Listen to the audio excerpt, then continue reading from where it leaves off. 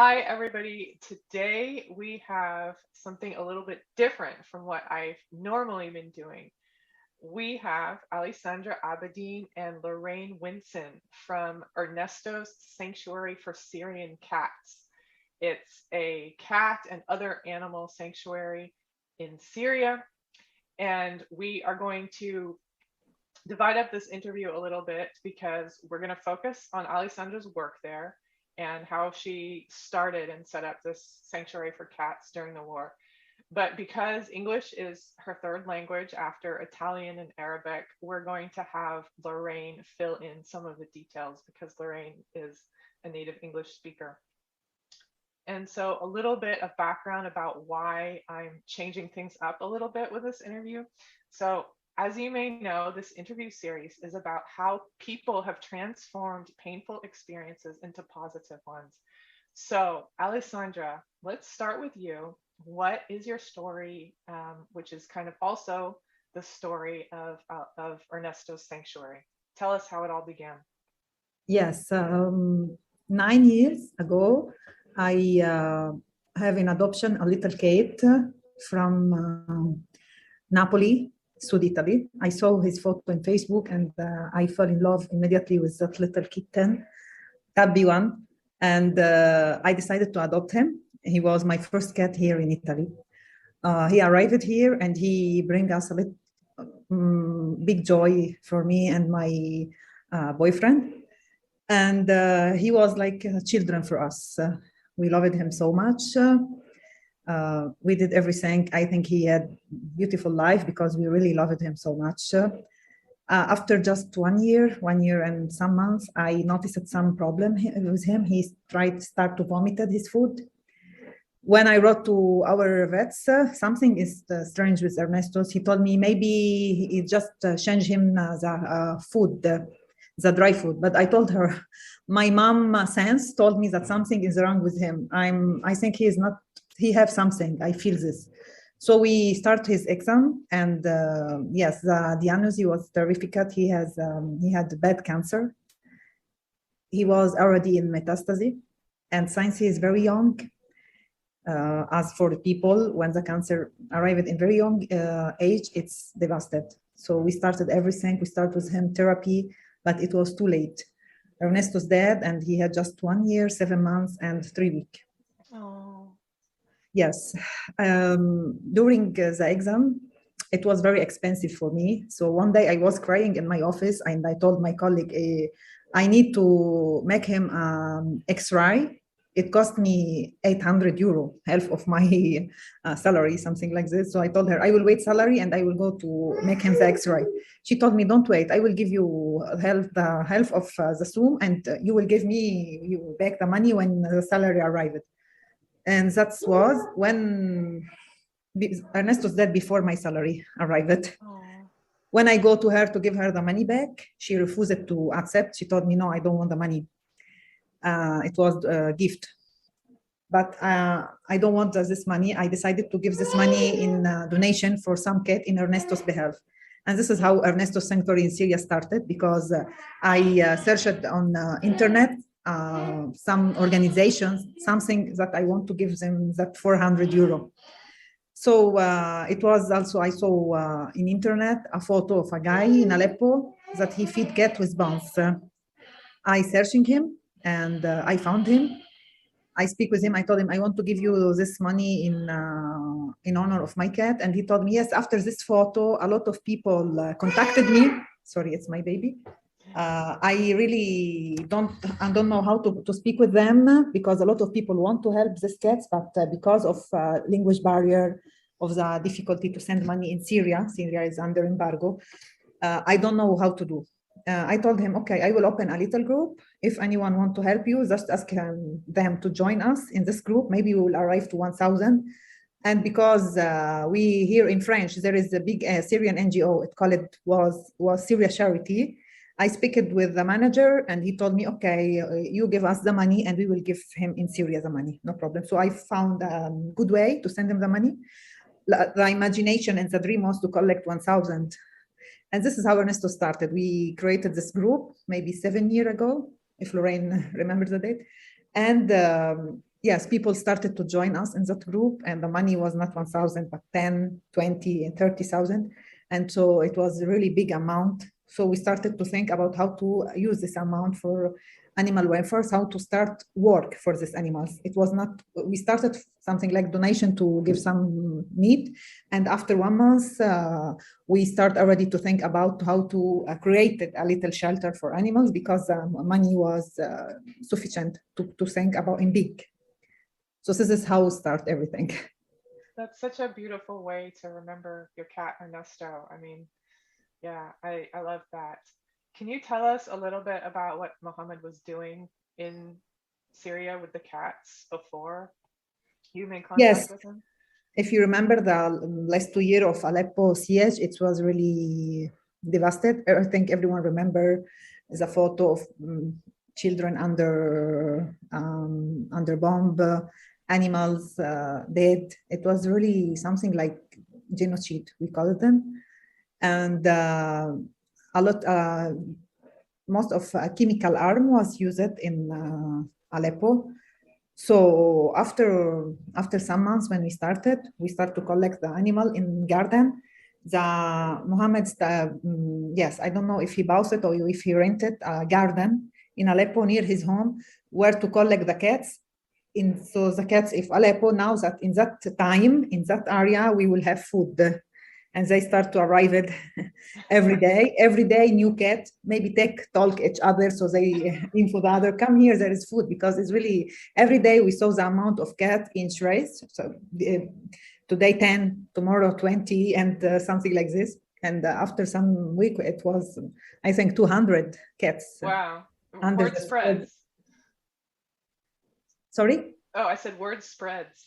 Yeah, yes, from animals. So yes, we started to feed them every day. Unfortunately, because of chemical bomb in that area, a lot of cats also died, because when you use chemical sarin gas, you human knows that they know to go in the upstairs, and the other and but the animal don't know this. So when they saw the bomb, they still stay in floor, and a lot of them dead. Oh, Also the dogs, because of in Italy we call them bomba grappulo, the bombs that when you use it, it's have a little, maybe Lorraine know what the name. Shrapnel bombs. Yes, in Italy we call them bomba grappolo. So they also, our dog, our mascot, Hope, his name was, the dog was also killed in bad modality. A lot of cats was dead in here or in other piece of their body was yes, injured in this bombs modality, and they died. After 1 year in Aleppo, especially after the cats, when the little sanctuary was bombed, we received really a lot of donation and support. Donation was very great, but Ernestus was under bomb, so a lot of cats dead. And Mohammed left Aleppo just with one cat, his personal cat that he was called Ernesto, and he left the other cats in Aleppo, and he left Aleppo with just one cat. So the story of Ernestus in Aleppo finished in that modality, sad modality. But we decided to create it again in the other, because Ala and the other guys that they left Aleppo, they started their life in Aleppo suburb, in a city called Kafarnaha, near Turkish border. Also in that area, there is a lot of animals, stray animals, cats, dog. So we decided with the donations that we collected in during the Aleppo siege to start a little sanctuary, the only one in all that area, to give shelter for the animals. so And all the animals in Aleppo died from the bombing except for Mohammed's cat? yes, a lot How of them, sad. yes. And Yes, that also in very sad modality, because chemical it's very terrific. so one of the, like, when I first heard of Alessandra and Mohammed's work, I think on Twitter, because they have a Twitter account which just posts all of these pictures of the Yes, cats and yes, the some Twitter other, account is running by me, like all yeah. the Aleppo. Aleppo Catman. Okay, we'll have the links to the social media below the video. And I saw just like all these pictures of happy cats being fed and cared for.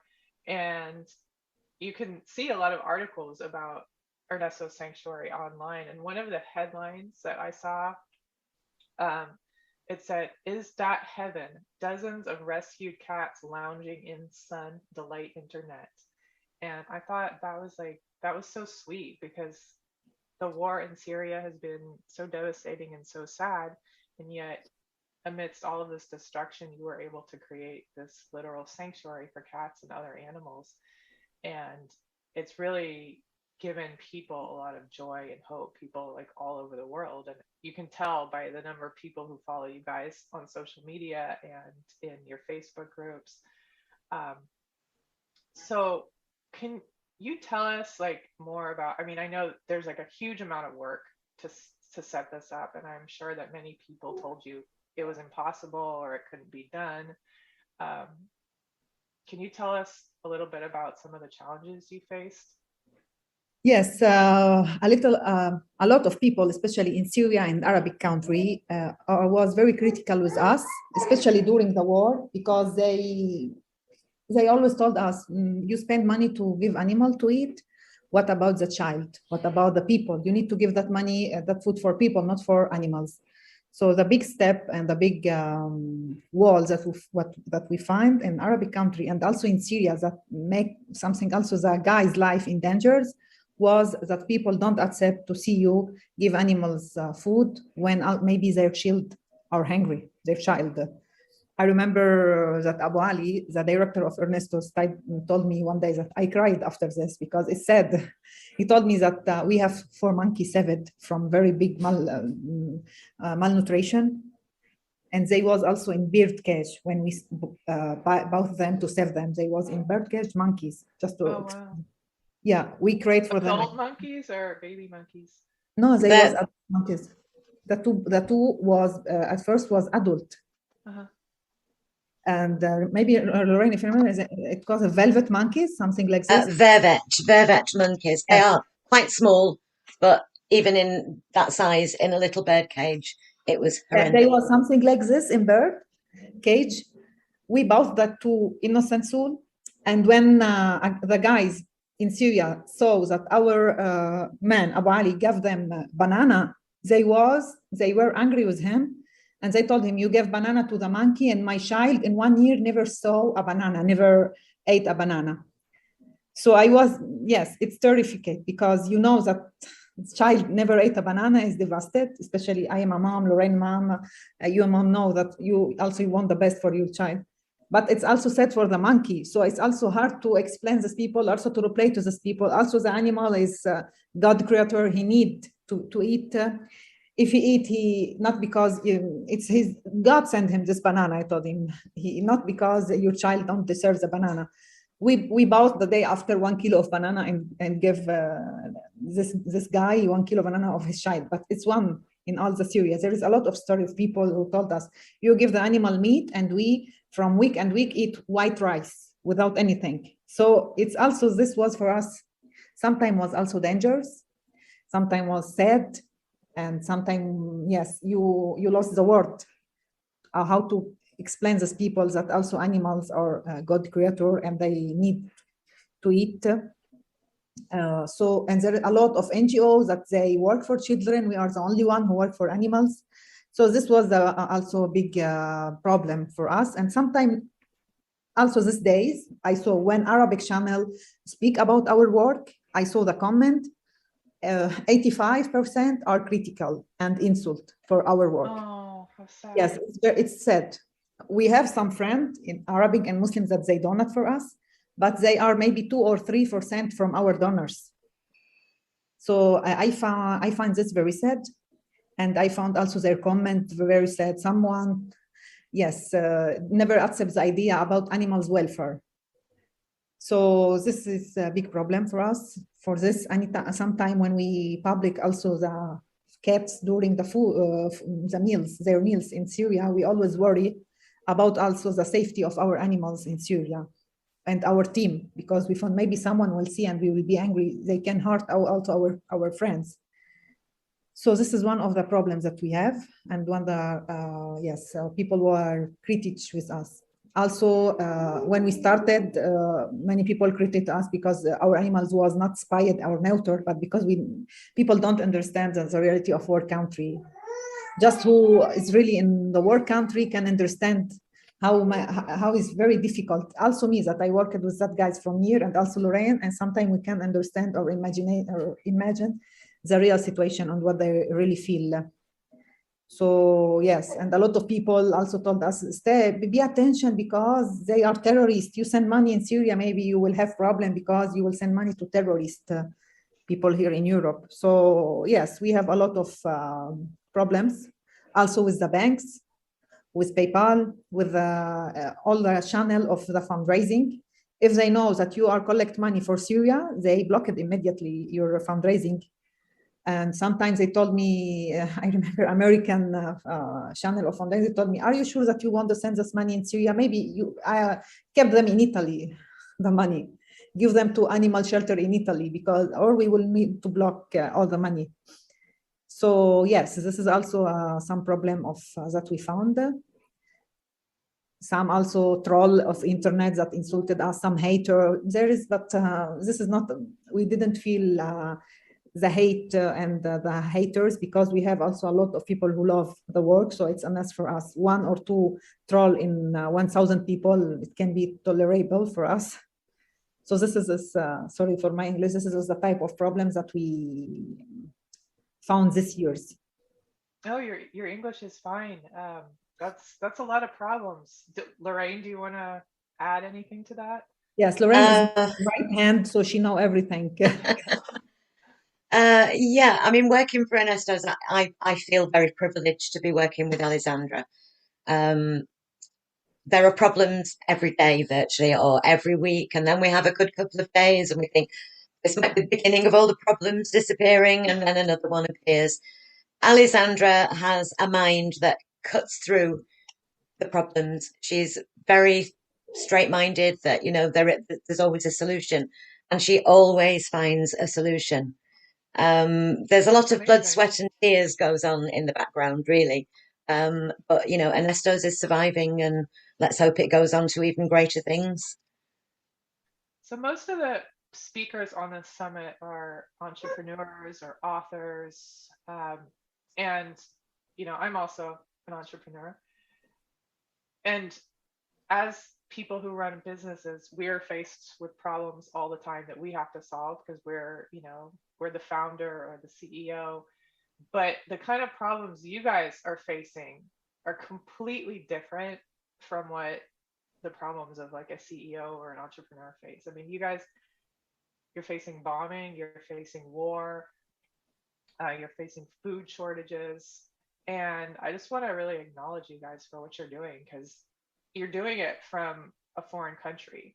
So you're not even there on the ground. You have to do it, from your home and it's neither of you, it's your full-time job. So yeah, that's really amazing. And later in the interview, we're going to talk about ways for our listeners to donate to Ernesto's.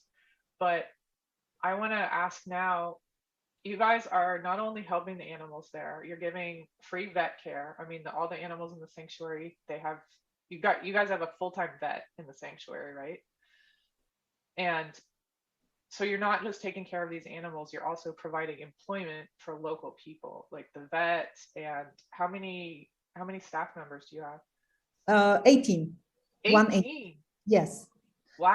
We have two vets, one nurse, one secretary of the free vet clinic, because we have a free vet clinic for the pets community. We did a lot of work this year, and a lot of people start to understand that how to take care of their animals. We also there is also an Arabic group for the animals in the city, where is Ernesto's, where our vets give advice. Also, the free vet clinic, spay, neuter, make vaccine, medicine, little surgery, wound. We have X-ray. Just this week, thanks to a big NGO in Germany, we have also a blood laboratory. So everything that animal pets of community need, they can receive it for free in Ernesto's, and this need also people who work it. And also two vet, one secretary, one nurse, the director Abali. We have 1,500 cats that they need people who clean, who cook, who check the animals, who sleep the night in that house, who check the cats in quarantine, the cats in the cage that they need to take the medicine in that hour. The guys who make us the photo for the dailies info, the guy in Ernesto's in Winston, we call it Winston Farm in honor of Lorraine, the farm, because we have also dog, monkey, pavon, yes, pavone in Italy, I don't remember the name of animal in English. We have a lot of animals, so, and they need people. You can, if I have just 3 cats here in my home, and I need to clean my home daily. Yeah. So you can imagine 1,500 cats, how many works they need. And also to feed them. I think that Ernesto's food photo are spectacular every day. Yeah. It's something very, never see something like before, because yes, we call it them the restaurant, the 1,001 cats, like this. That's the restaurant. Yes, this is the name of the restaurant of Ernesto's Sanctuary. So is there somebody whose kind of full-time job is cleaning up? Of course. Yeah. We have also a lady in the sanctuary. Our hope is also to give work for another lady, because we also want to encourage the family to work in the limit of the culture of Syria and all the problems. But we want also to have another lady soon in our team in Syria. That's amazing.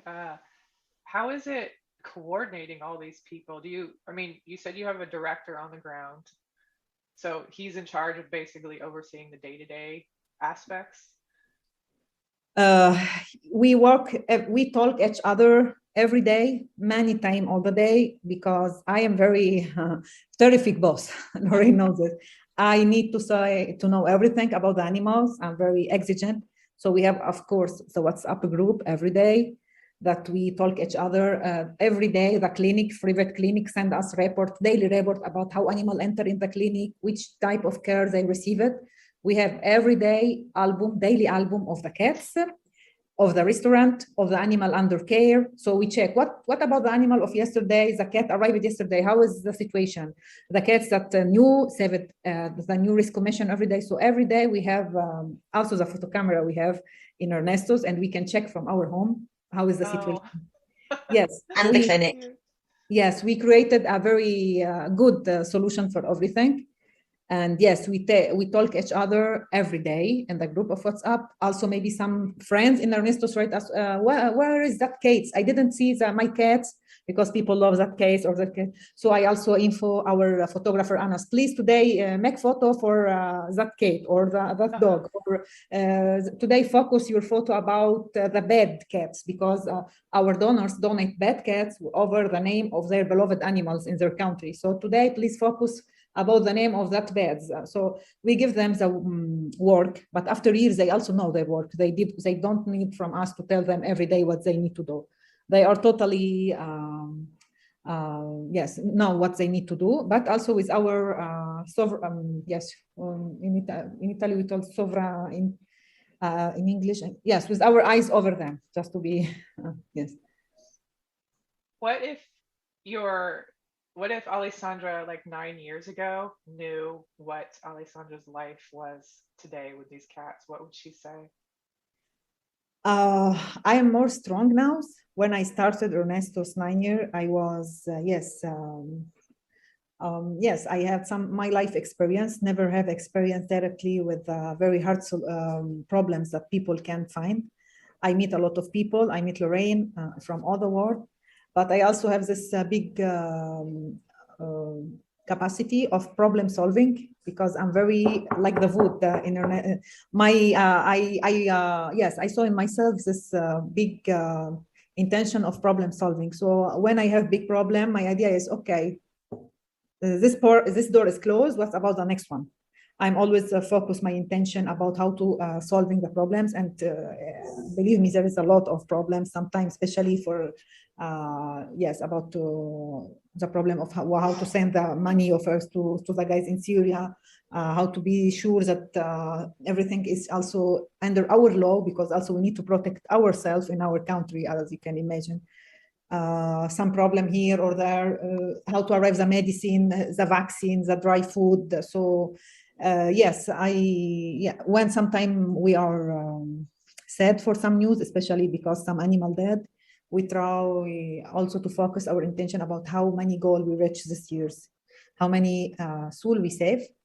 And I thank God is protect everyone, but we are sending by him, I think. So I always told myself how many soul was and were saved because of you. Think about this when you are angry, because some people maybe was a little rude with you in internet, someone critical. So I tried to focus my idea about the good energy of Ernesto's. And me and Lorraine, yes, talk about this. We had some problem last year with one of the guys in Syria. It was very hard for us to believe that some guys who started something good can change, because people change. We are everywhere. We all human. So also this was very bad for us to understand it, but we take it easy after some week, and we understand that human are human. So it's not, no one is angel here. Yeah, that's amazing. I can't even imagine the types of problems you guys have to face. I know Lorraine was telling me earlier that now you're having problems getting food in from Turkey. Yes, as you can imagine, Syria, especially after now for the war of Ukraine, the border is very, very under control. And we have only one border in that area between Turkey and Syria. There is also a list of the aliment or the food that can enter in Syria, something not. To get medicine is very difficult. We always need to go to black market to pay more food, more money in the border to let our medicine enter. Yes, the food cost is very high. Meat is something very, very prohibitive sometimes. And so everything, especially in these days, is very expensive. Yes, something like double the last year. Yes, thank God this month we asked our friend to help us to make refilling, because we need dry food, and we cannot buy one bag. We need to buy 100 bag. Thank God the friends were very generous, and before to the end of this month, our fundraising of that dry food was finished. With the money that we need, we are already collected for this. So also this gives us the good intent, the good power to continue, because we saw how many people believe in this work. It's not just us. Ernestos is everyone who love it, who donate, who saw the photo, who comment, who like it, who share it. So it's big work from a lot of people. So, since this interview series is focused on people who want to learn how to manifest something in their life, can you give some advice, either Alessandra or Lorraine? Lorraine, feel free to chime in too. Um, if somebody out there is trying to manifest something in their life over and over and over, but it's just not working, do you have any advice for them about how to keep going? For me, it's also to keep trying. I have here my baby near me, and she is a little miracle, because before to have her, 10 doctor, 9 to 10 told me, you will never have her. You will not, you will dead if she will arrive. Lorraine knows this. I lost a baby last year, and they told me it is, you lost it because it's not nature want to tell you that you will not have other baby. I keep it trying, and now her baby is, my new baby is here near me. And so if you keep trying, sometime, not every time, because life is also, sometimes you lose. And it's also a good idea to understand this and to accept it. I get this lesson last year when I lost the baby. I understand that you will never win every day or everything, but it's also this, it's life, it's the circle of life.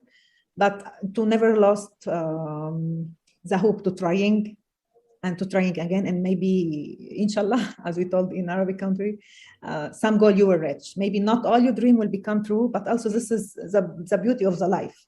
Because if every hope it will be true, you need the hope again and again. It is a human nature. So when you get some goal after trying, it will be something amazing. Lorraine, do you have anything to add? I agree with everything that Alessandra has just said. Life has an awful habit of kicking you in the teeth, and really you have to roll with those blows and find a way through it. Alessandra, I can't speak highly enough of Alessandra. How she's how she solves all these problems. Okay, she finds a solution. She doesn't find them immediately. These are things that you have to sit back and think about. Um, yeah, every day, I think that you've got to accept the good with the bad, and hopefully the good is better than the bad. And those are when the day's really good, then that's the day that you look back on. That was a really good day. But I think we will always come across problems in Ernesto's because of the where it is, what's happening there, the culture. I don't think we'll have ever have a problem-free day, but to have, well, a problem-free week, but to have just a couple of problem-free days is absolutely amazing for us. So yeah, we carry on, and I think we will carry on. What role does God play in how you serve others and how you work through these challenges? For me, I actually I'm not a great believer. I'm not a spiritual person. I have a belief that there is a higher power. What that higher power is, I don't know. I speak to a lot of gods in my head. It's not the God. I think there are several roles to spirituality. Not one of them is wrong, and not one of them is probably the 100% correct one. Yeah, I usually find an answer in my own person, really. But that doesn't mean that I don't think, oh, for God's sake, someone help me, because I do. And usually it comes along. What you need comes along. You just need to keep working at it. Alessandra, what role I does believe a God lot for you? in karma. I like the karma concept also. I love it, and this gives me also the power to work and to in my life before to anything. I always think about the karma, and I always told to myself that yes, if you my idea for my life, if you are shy about something you did, if it was public, so you don't did it. I just want for myself that everything I do in my life, I don't want to be uh, shy if this was public. And I think karma, it's yes, it's everywhere. And also the life is circle who go. So when I am very down, I told to myself, so okay, now you are down, so you will start to go above, something like this. Yes, I think that I don't like to be of a religion these days, of this part of my life, but I think that there is God, that everything in this life have sense. I just need to yes, to find my idea about what is this. So I'm keep searching for this also. What would you say to somebody who was stuck in a victimhood mentality because of something that happened to them in the past, or some kind of belief that's holding them back? What would you tell them um, if you wanted them to realize that they were more than this past trauma, so that they could move forward and have success in their life? Lorraine, maybe you can start. Um, I do a lot of work, or did a lot of work. I don't do as much work with it now because Ernesto's is 100% really. But I used to do a lot of work with trade unions in the women's movement, and we did used to come across a lot of women who'd had terrible trauma, terrible abuse. Um, Usually, the whole group, the whole women's movement in the trade union is very supportive. And usually with a few meetings with a few other people who are either going through the same thing as they were, or with someone who had a different view on what was happening, most of those people were able to overcome what had happened. There were the odd few who really couldn't leave it behind because something was just so traumatic. But eventually, with the right support, they could find a way, not through it, but round it. They could start thinking in a different way. It's almost like trying to retrain your mind to get over the scar that the trauma has left. I mean, we all have scars on our skin, don't we? And they don't mark us for life. They fade, they go away. And I also think that mental trauma can be overcome in much the same way. It does heal. You've got to allow it to heal. So just to say move on doesn't sound quite right, but that's what is needed. You need to move on from those problems. And I know that some people find this impossible, and my heart goes out to those people. But I do know a lot of women in particular, some men as well, who've been able to move on from abuse, trauma, and actually succeed in what they want to do in life. It's not impossible to overcome trauma at all. This brings me to a question I've been wondering. What what are your staff on the ground doing in terms of overcoming what they've seen? Because they've seen, horrific things. They've been in bombings. You know, they've lived through this war, which is it's still going on, right? And what kind of support are they getting? I'm not sure that there is any sort of psychological support for them on the ground. Um, they all amaze me every day, to be really honest. Our farmer now, I'm sure he won't mind me saying this, was shot 28 times.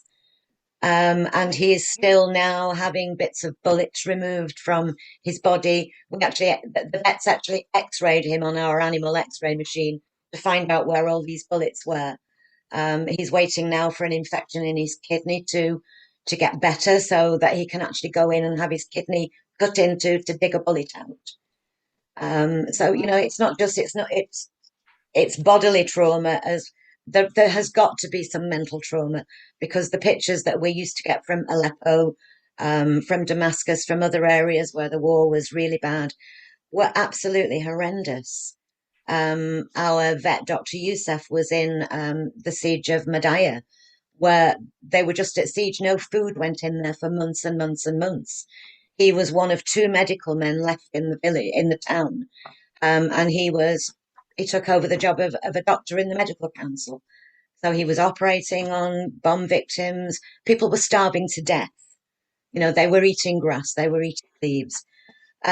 He's a very humble man. I don't think it's anything he ever talked about a lot, but it's obviously affected him. You can't come away from something like that with it not having an effect on you.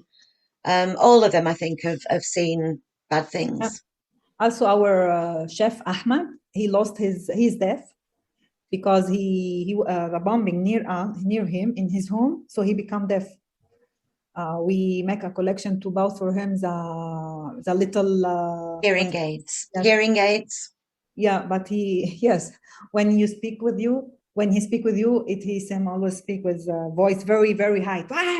Every time when I call, I listen him because he don't have the good connection between ours and Mood. And yes, he is also one of the guys that they saw the war, and they pay for the war. So I'm sure by now a lot of our listeners are wondering how they can support you guys. Can you talk about a current fundraising campaign that you have? And we're going to have a link to that below the video so people can donate. Yes, Ernesto's can continue just because of the donations that people used to send us through our channels, media channels. We don't have government support or big donors or rich donors. It's a lot of, I think 85% women, cat ladies, crazy cat ladies who help it, and with some very good men with gold heart, so not just ladies, but the big percentual are ladies, the crazy cat ladies, as we call them, because they are just like us, me and Lorraine and other friends. So just thank to these people from all the world, because we really have people from Malaysia, from Australia. Big part of our donors are from United States, more than the half of our donors are United States, all Europe, not Arabic country, maybe one or two donors are in Arabic countries. So yes, just thank to these people that every month we can pay everything in Ernestos. And really now our monthly need is big because we have a lot of people who work and they need also to eat. So they cannot work for free, especially in our country. We have a lot of cats to feed, medicine, clean, to feed, to cook, to transport them. It's a big duty for now. So just to these people, thanks to these people. Every month when we told, oh God, this month's donation are really not going very good, what we can do. Thank God in this years, every month it was okay. Some story arrived, some rescue mission arrived, amazing, and people donate. So I don't know, it's karma or God, someone or some entity helped us every month until now in these years to cover all the costs. Every year, every month, we open a monthly fundraising with our what we need, and people can just go to our social media and to see it. Also to our website, ernestosanctuary.org. So they have also the link to donate. We have also PayPal, yes, so they can use also our PayPal, because we were one of the little lucky friends who worked in Syria that they have OFAC license. They have So what? OFAC license. The OFAC is the license from the American government to work in a country and to send money in country under embargo. Oh, okay. Yes, So they because have a license we from the have two American friends in United government? States.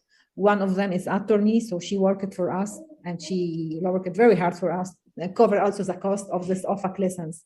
So this helped us a lot, because as you know, donors want to donate, but they also don't want to put themselves and their name and date and the credit card in danger. So they prefer also the American system how to donate. With PayPal, we saw that our donation in trace in good quantity. And sometime we use also, not sometime, every month we use also the fundraising, so people know how we need, how much it arrived for us. Okay, wonderful. Thank you. We're going to have the link to donate right below the video.